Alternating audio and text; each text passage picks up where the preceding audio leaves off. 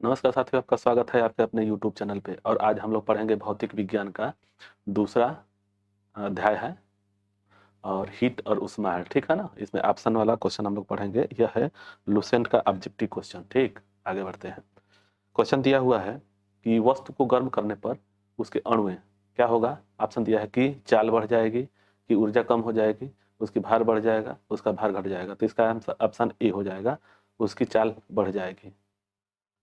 किसी वस्तु का ताप किसका सूचक है? किसी वस्तु का ताप किसका सूचक है? तो इसका ऑप्शन दिया हुआ है कि उसके अणुओं की कुल ऊर्जा का। ठीक है। और दूसरा ऑप्शन दिया हुआ है कि उसके अणुओं के औसत ऊर्जा का। तीसरा ऑप्शन दिया है उसके अणुओं के कुल वेग का और उसके अणुओं के औसत गति ऊर्जा का। तो इसका क्या हो जाएगा? इसका हो जाएगा डी, उसके औसत गतिज ऊर्जा बढ़ जाएगी। ठीक है। क्वेश्चन 3 है कि किसी वस्तु का ताप सूचित करता है कि संपर्क करने पर उष्मा। ऑप्शन दिया है कि उस वस्तु से अपेक्षाकृत अधिक ताप पर वस्तु में प्रभावित होगी होगी अपेक्षाकृत कम ताप की वस्तु में उस वस्तु से प्रभावित होगी। उस वस्तु में पृथ्वी में प्रभावित होगी, पृथ्वी से उस वस्तु में प्रभावित होगी। तो इसका ऑप्शन क्या हो जाएगा? आंसर हो जाएगा 3 का बी हो जाएगा, अपेक्षाकृत कम ताप की वस्तु से उस वस्तु से प्रभावित होगी। जब कोई भी मान लीजिए कोई वस्तु है और इसमें ताप ज्यादा है तो इसमें ताप कम होगा, तो उच्च ताप से निम्न ताप की ओर चलने लगता है। ठीक है, यही ऑप्शन होगा आंसर बी। क्वेश्चन 4 है किसी वस्तु के ताप में वृद्धि का अर्थ है कि वस्तु की। किसी भी वस्तु के ताप में वृद्धि होने का अर्थ है कि वस्तु की गतिज ऊर्जा बढ़ गई है, स्थिति ऊर्जा बढ़ गई है, यांत्रिक ऊर्जा बढ़ गई, उसमें ऊर्जा बढ़ गई है। तो इसका ऑप्शन हो जाएगा क्वेश्चन 4 का, उसमें ऊर्जा बढ़ गई है। ठीक है, आगे बढ़ते हैं। किसी वस्तु को ठंडा किया जाता है तो उसके अणु। जब कोई वस्तु को ठंडा किया जाता है तो उसके अणु क्या होंगे? उसकी ऊर्जा बढ़ जाएगी, चाल घट जाएगी, द्रव्यमान बढ़ जाएगा, भार बढ़ जाएगा। तो ऑप्शन का ए बी सी में कौन सा ऑप्शन होगा? तो इसका ऑप्शन हो जाएगा बी, उसकी चाल घट जाएगी। ठीक है, आगे बढ़ते हैं। उष्मा एक प्रकार की हीट, एक प्रकार की ऊर्जा है जिससे कार्य में बदला जा सकता है। और इसका प्रत्यक्ष प्रमाण सबसे पहले किसने दिया था? ठीक है, तो इसका सबसे पहला प्रमाण किसने दिया था? ऑप्शन दिया है डेवी, रमफोर्ड, सेल्सियस और फारेनहाइट। तो इसका ऑप्शन क्या हो जाएगा? 6 का बी, रमफोर्ड। रमफोर्ड ने सबसे पहले इसका प्रमाण प्रत्यक्ष दिया था। ठीक है। 7वां क्वेश्चन है कि किसी वैज्ञानिक ने सर्वप्रथम बर्फ के 2 टुकड़ों को आपस में पिघलाकर घिस कर पिघला दिया था। किस वैज्ञानिक ने सर्वप्रथम बर्फ के 2 टुकड़ों को आपस में घिस कर पिघला दिया था? तो इसका ऑप्शन दिया हुआ है कि रमफोर्ड, जूल, डेवी और सेल्सियस। तो इसका आंसर हो जाएगा डेवी। ठीक है, चलिए आगे बढ़ते हैं। जब कभी कार्य उष्मा में बदलता है या उष्मा कार्य में बदलती है तो किए गए कार्य व उत्पन्न उष्मा का अनुपात एक स्थिरांक होता है जिससे उष्मा का यांत्रिक तुल्यांक कहते हैं। इसका मान क्या होगा? ठीक है, तो इसका मान हो जाएगा, देखिए इसमें सब कुछ सेम दिया है, मैंने 4186 जूल किलो कैलोरी है, 186 जूल कैलोरी है, 4186। तो इसी में से इसी तीनों में से कोई होगा। देखिए क्या होता है, हो सकता है कि चारों हो। ठीक है, तो इसका आंसर क्या हो जाएगा? देखिए क्या दिया हुआ है, किलो कैलोरी दिया हुआ है, जूल कैलोरी दिया हुआ है और कैलोरी दिया हुआ है। तो इसका सबका मान ये होगा, आंसर डी हो जाएगा। ठीक है, आगे बढ़ते हैं। निम्नलिखित में से कौन सा सही है? डब्ल्यू बाई क्यू जे बराबर जे, डब्ल्यू इंटू क्यू जे। ठीक, और ऑप्शन सी दिया हुआ कि क्यू ऑब्लिक डब्ल्यू बराबर जे, जे ऑब्लिक क्यू बराबर डब्ल्यू। तो इसका आंसर क्या हो जाएगा? ए, 9 का ए हो जाएगा। ये क्या होगा? डब्ल्यू बाई क्यू बराबर जे, जूल बराबर जो डब्ल्यू बाई क्यू। ठीक है, चलिए आगे बढ़ते हैं। जब कुछ पानी लगातार मंथन चौर्नी किया जाता है तब उसका ताप बढ़ जाता है। इस क्रिया में क्या कहेंगे? इसको उष्मा उष्मा ऊर्जा का रूपांतरण उष्मीय ऊर्जा में होता है, उष्मीय ऊर्जा का रूपांतरण उष्मा ऊर्जा में होता है, यांत्रिक ऊर्जा रूपांतरण उष्मीय ऊर्जा में होता है, उष्मीय ऊर्जा का रूपांतरण यांत्रिक ऊर्जा में होता है। तो इसका आंसर क्या हो जाएगा? तो सी हो जाएगा, यांत्रिक ऊर्जा का रूपांतरण उष्मीय ऊर्जा में हो जाएगा। तो इसका आंसर सी हो जाएगा। ठीक है, जब ये दिया है वाष्प, वाष्प इंजन में ये वाष्प है, 11 क्वेश्चन है कि वाष्प इंजन में उबलते हुए जल का तापमान किस कारण से उच्च हो सकता है। ठीक है, तो ऑप्शन दिया हुआ है कि जल में विलीन पदार्थ होते हैं, बॉयलर के अंदर निम्न दाब होता है, बॉयलर के अंदर उच्च दाब होता है, अग्नि अत्यधिक उच्च तापमान पर रहता है। तो इसका आंसर क्या हो जाएगा 11 का सी, बॉयलर के अंदर उच्च दाब होता है। ठीक है, चौथा 12 क्वेश्चन है कि शीतकाल में हैंडपंप का पानी गर्म होता है क्योंकि। शीतकाल में हमारा शरीर ठंडा होता है और जल गर्म प्रतीत होता है। पृथ्वी के अंदर तापमान वायुमंडल के तापमान से अधिक होता है। पंपिंग क्रिया घर्षण पैदा होता है, क्रिया से घर्षण पैदा होता है जिससे जल गर्म हो जाता है। अब भीतर से जल बाहर निकाला तो परिवेश में ऊष्मा का अवशोषण होता है, कर लेता है। तो इसका आंसर क्या हो जाएगा 12 का बी हो जाएगा कि पृथ्वी के भीतर तापमान वायुमंडल के तापमान से अधिक होता है, इसलिए हमको वह गर्म महसूस होता है। 13 क्वेश्चन है कि एसआई सिस्टम में तापमान का इकाई होगा। एसआई सिस्टम में तापमान का तो केल्विन होगा। ठीक है, तापमान का एसआई सिस्टम में। ठीक है, आगे बढ़ते हैं। इनमें से कौन सी ऊर्जा कौन सा ऊष्मा का मात्रक नहीं है। ठीक है, तो कैलोरी हो गया, किलो कैलोरी हो गया, जूल हो गया, डिग्री सेल्सियस हो गया। तो इसका ऑप्शन हो जाएगा डी, डिग्री सेल्सियस। ऊष्मा का जो है कैलोरी भी होता है, किलो कैलोरी भी होता है, जूल भी होता है। ठीक है, तो इसका आंसर हो जाएगा, नहीं पूछा है तो डी हो जाएगा इसमें। ठीक है, चलिए आगे। ताप का एसआई मात्रक, ताप का एसआई मात्रक क्या होगा तो केल्विन होगा। ताप का एसआई मात्रक केल्विन। ठीक, आगे बढ़ते हैं। 1 किलो कैलोरी ऊष्मा का मान होता है, 1 किलो कैलोरी ऊष्मा का मान होता है। देखिए यहाँ पे थोड़ा थोड़ा गलत हो गया है, ये ऐसा नहीं होगा, स्क्वायर होगा, यहाँ पे भी स्क्वायर होगा, ये 4 होगा, मतलब 3 पावर में है। जैसे 4.2 इंटू 10 का पावर 2 और 4.2 इंटू 10 का पावर 3 और 4.2 इंटू 10 का पावर 4, ये ऐसे है। तो इसका आंसर क्या होगा 1 किलो कैलोरी ऊष्मा का मान होता है 16 का सी होगा, 16 का सी। 4.2 इंटू 10 का पावर 3 जूल होता है। ठीक है, आगे बढ़ते हैं।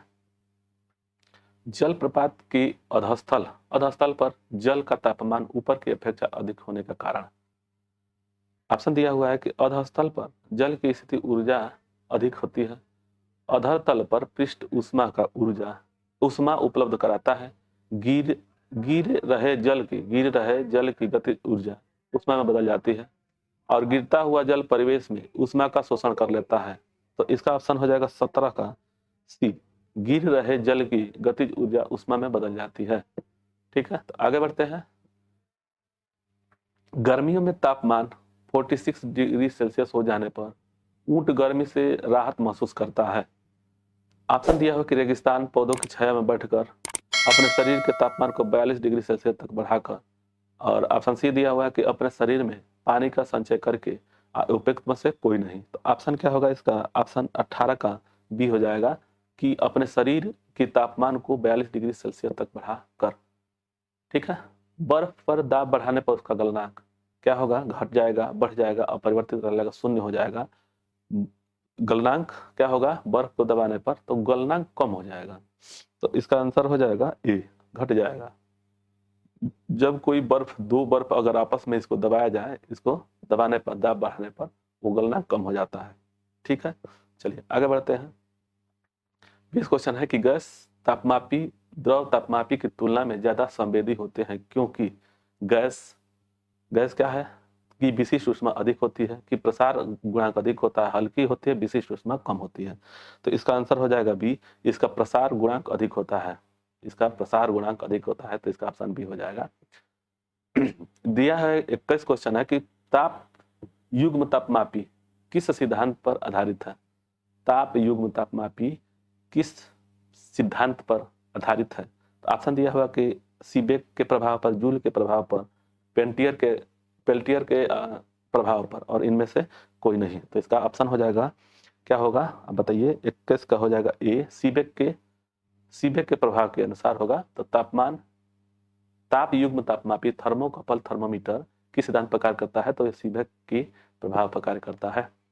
अत्यधिक ऊंचे तापों की माप की जाती है, सबसे अधिक मतलब जो ताप होगा वो अधिकतम ताप किस माप से मापी जाती है। ऑप्शन दिया है कि प्लेटिनम प्रतिरोध नामापी से, ताप युक्त तापमापी से, विकिरण पूर्ण विकिरण तापमापी से और नाइट्रोजन गैस तापमापी से। तो इसका आंसर क्या होगा 22 का सी होगा, पूर्ण विकिरण उत्तापमापी से। ठीक है, आगे बढ़ते हैं। तो पूर्ण विकिरण उत्तापमापी किस सिद्धांत पर कार्य करता है? ठीक है, पूर्ण विकिरण उत्तापमापी किस सिद्धांत पर आधारित है? ऑप्शन दिया हुआ है कि सीबेक के प्रभाव पर, पेल्टियर के प्रभाव पर, स्टीफन के नियम पर, जूल के प्रभाव पर। तो 23 का आंसर हो जाएगा सी, स्टीफन के नियम पर। ठीक है, 24 है, दूर की वस्तुओं जैसे सूर्य आदि का तापमान किस तापमापी द्वारा मापा जाता है? तो सूर्य का तापमापी जो ताप मापने का यंत्र कौन सा है? इस ऑप्शन में दिया हुआ है कि ताप युग्मी तापमापी द्वारा, प्लेटिनम प्रतिरोधक तापमापी द्वारा, पूर्ण विकिरण तापमापी द्वारा, और इसमें से कोई नहीं।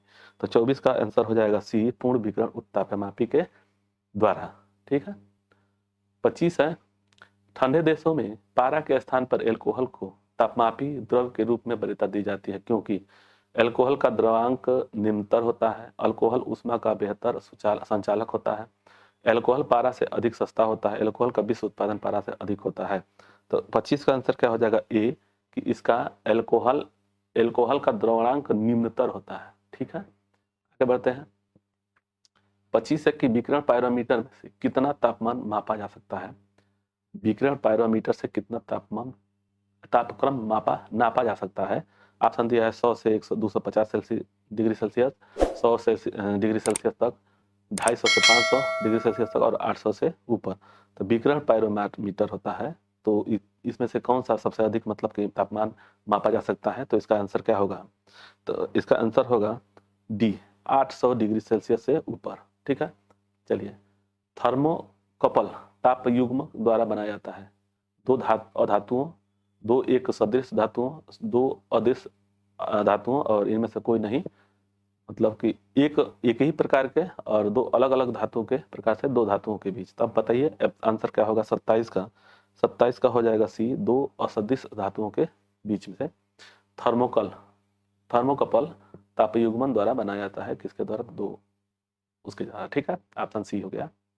और यहाँ दिया हुआ 28 नंबर क्वेश्चन के सूर्य का तापमान मापा जाता है प्लेटिनम तापमापी द्वारा, गैस तापमापी द्वारा, पायरोमीटर द्वारा तापमापी द्वारा, और वाष्प तापमापी। इसमें पायरोमीटर सबसे ज्यादा होता है, जिससे पायरोमीटर होगा, तो इसका हमारे हिसाब से आंसर सी होगा। तो इसका आंसर सी ही है, पायरोमीटर तापमापी द्वारा। ठीक है, निम्नलिखित तापमापियों में से किसे पायरोमीटर कहा जाता है? ताप विद्युत तापमापी है, विकिरण तापमापी, गैस तापमापी, द्रव तापमापी। तो पायरोमीटर कहा जाता है किसको? तो विकिरण तापमापी, गैस तापमापी। इसमें ऑप्शन क्या हो जाएगा? तो 29 का हो जाएगा बी, विकिरण तापमापी द्वारा। तो आगे बढ़ते हैं। इस दिया हुआ कि निम्न में से कौन सही है? निम्न में से कौन सा सही है? ऑप्शन 30 है, क्वेश्चन 30 है। ऑप्शन दिया हुआ है कि F प्लस मैंने फ़ारेनहाइट प्लस 30/9 और इक्वल टू C/5। ठीक है, फिर F माइनस 32/D और बराबर में सेल्सियस/5। इसमें से कौन सा ऑप्शन होगा? ठीक है, तो इसका आंसर क्या होगा? तो 30 का बी हो जाएगा, फ़ारेनहाइट माइनस 32/180 होता है। और जब इसको कटाएंगे, जैसे देखिए क्या कैसे होता है, C सेल्सियस हो गया 100 होता है, 100 सेंटीग्रेड पे यह उबलने लगता है पानी, तो ये हो गया, और ये हो गया 180। ठीक है, तो इसमें से ये जैसे इसको कटाया जाएगा ना, तो 9 दूनी 20, 9 दूनी 18, 9 बार कटेगा ना 20 बार, 20×5 तो यही होगा फ़ारेनहाइट बराबर 30/9 और बराबर में C/5, यही होता है। ठीक है, तो ये एक जैसे फ़ारेनहाइट का होता है 32 से लेकर के 180 के बीच। ठीक है, 180 फ़ारेनहाइट का, तो यही लिखा जाता है, एक न्यूनतम है, इसमें से रखा जाता है। नहीं, 210 होता है, 210। ठीक है, तो ये ऑप्शन इसका हो जाएगा। ऑप्शन किसका हो जाएगा? 30 का। 30 का ऑप्शन क्या होगा बताइए? तो इसका ऑप्शन हो जाएगा बी। ठीक है, चलिए। तो आप लोगों को ये वीडियो अच्छा लगे तो लाइक से सब्सक्राइब करें, और इसमें करीब करीब 175 क्वेश्चन है इसमें हीट में, तो इसको हम लोग पढ़ेंगे अगला वीडियो में। चलिए, धन्यवाद, आपका दिन शुभ हो। धन्यवाद।